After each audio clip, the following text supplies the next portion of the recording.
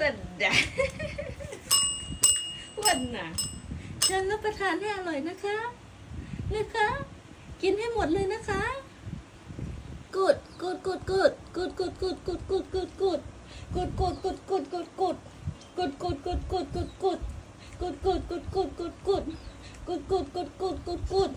อร่อยไหมคะ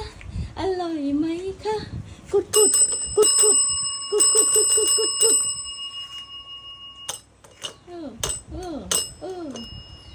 เชิญรับประทานให้อร่อยนะคะเชิญรับประทานให้อร่อยนะคะ